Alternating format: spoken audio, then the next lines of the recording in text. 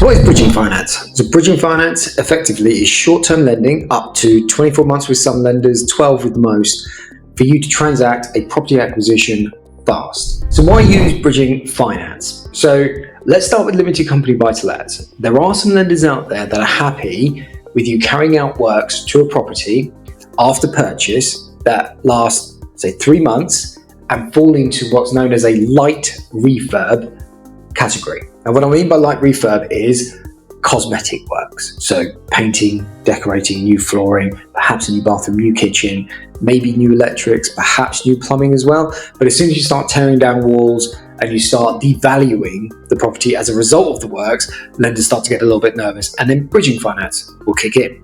Bridging finance is typically designed for investors looking to invest in properties which are very run down. So in other words, you would use bridging finance to add significant value to the property and then refinance onto a buy-to-let, hopefully speaking, release the equity and then onto the next project. So what is bridging finance not suitable for? Quite simply, it's not suitable for projects that don't have a margin baked into them. I'll give you an example. Let's say that you're looking to purchase a property for £500,000, which requires £100,000 worth of work. And at the end, the value of that property will be £600,000. There's simply not a margin in that. You're basically putting in £1 and you're not getting £1 back out. The only winner would be the bridging lender. But let's say that you bought the property for £500,000, you injected £100,000 worth of work into it, and the end value was £700,000 or £800,000. Effectively, you've used £1 and you've turned it into £2. That works. When you deduct the cost of financing, you will still be winning. So on that basis, the second example would work, the first one would not work. The other reason that you would not use bridging finance is because you don't have a clearly defined exit strategy.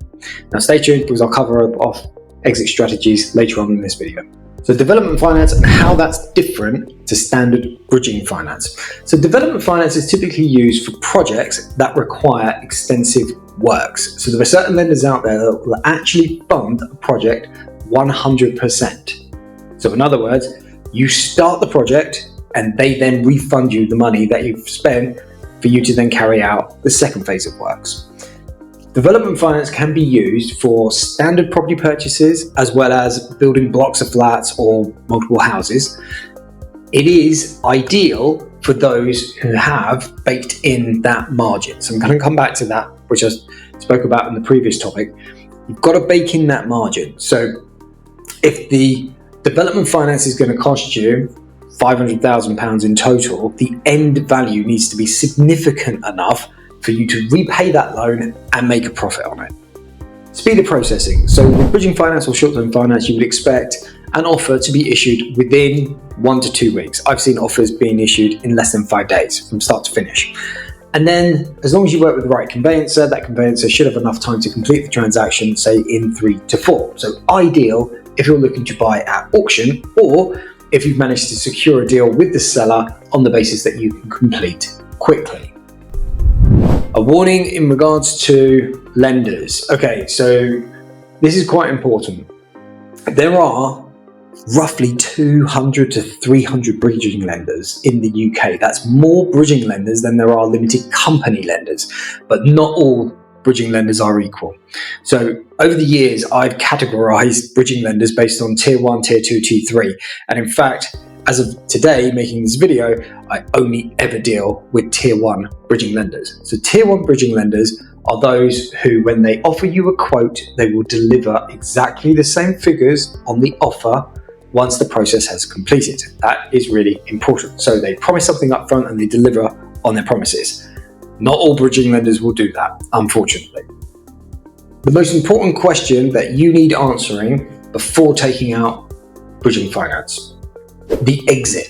What do I mean by that is, it's okay taking the money from the bridging lender. There are loads of bridging lenders out there who are very liquid at this moment in time. So they're quite happy to lend you the money, but what they want to know is how they're going to get their money back.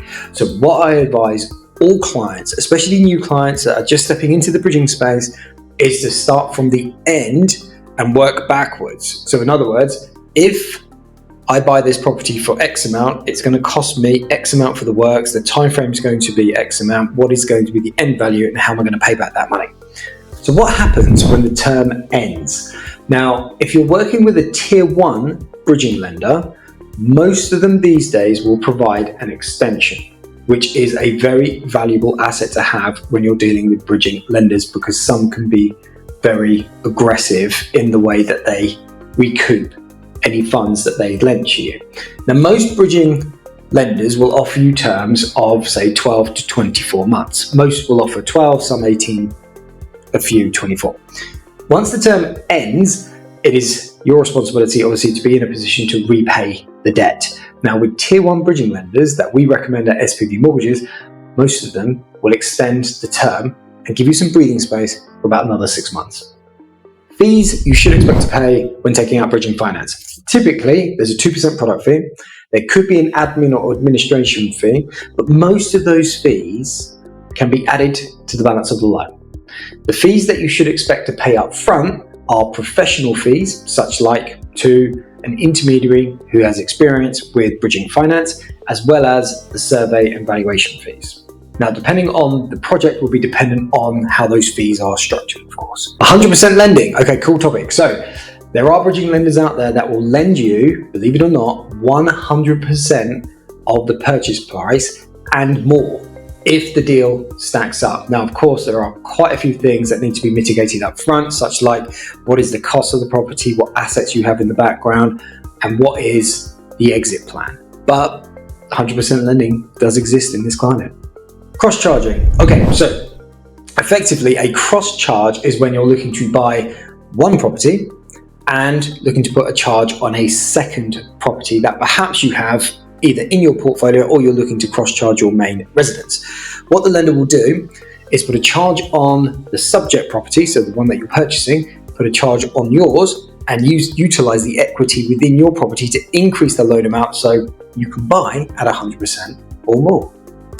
Okay, so here are some real life examples of clients that we've helped at SPV Mortgages expand their property portfolios and utilize bridging finance in a very, very cost-effective way. So client 1, he bought for 350,000. He injected around 100 grand worth of work. So he basically turned a 4-bed standard residential property into a 6-bed HMO, all with en suites. He put dormers in the roof, extended out the back. Time frame for the works took about 9 months. The bridge was for 18, so we had plenty of time on the bridge. The end value, which was actually a refinance value by a limited company HMO lender, came in at around 800. The client was able to repay the bridge in full and release enough equity to refund himself the full cost of works for that project. Really nice deal. Example 2. So we had a client that bought a bungalow and applied for planning consent to change the bungalow into a 4-bedroom house and build in the garden a 3-bedroom bungalow. Now, the whole deal, I think from a finance perspective, cost around 700 grand.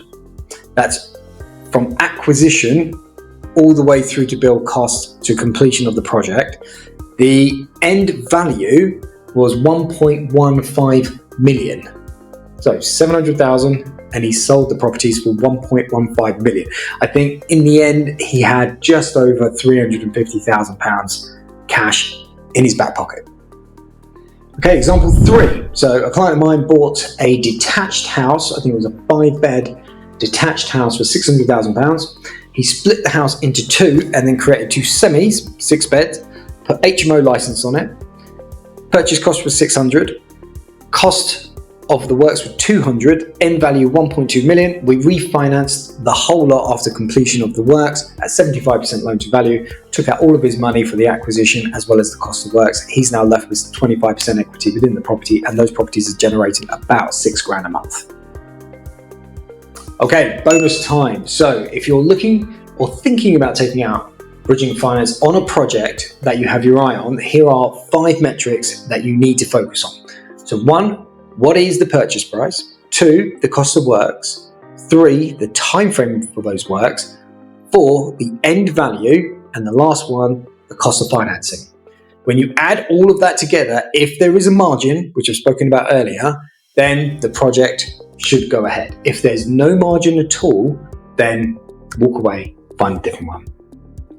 In closing, bridging finance or short-term finance needs to be planned out very carefully. Enroll the services of a specialist, someone who has extensive experience in bridging finance, someone that understands the lender's process, understands what they're happy with and what they're not, and can navigate the bridging finance world correctly for you.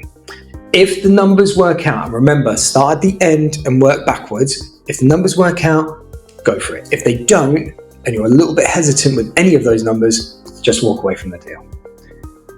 Now, if you need help with any bridging finance matters, you can contact us directly at SPV Mortgages. We're more than happy to spend some time on the phone looking at projects for you, and we'll give you all of the advice that you would need in order to make that buying decision. Now, I hope you enjoyed the content. Please give me a thumbs up, subscribe, like. If I haven't answered any of your questions, then please put them in the comments. I will personally do so, and I look forward to seeing you in the next video.